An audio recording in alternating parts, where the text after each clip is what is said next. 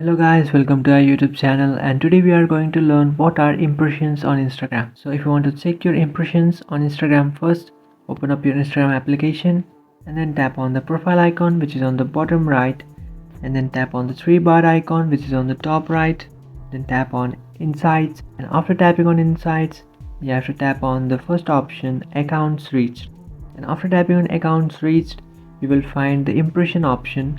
So mine is 0. You will have some other number if you are quite active on your Instagram account. So Instagram impression basically means is the number of times your content, whether a post or a story, was shown to user. Well, commonly confused with reach, impressions are the total number of times your content could have been seen. So basically, impression means the number of time your content has been seen by the user. So that's it. If you find this video informative, don't forget to like and subscribe to our channel. If you have any doubts, feel free to comment below. Thanks for watching.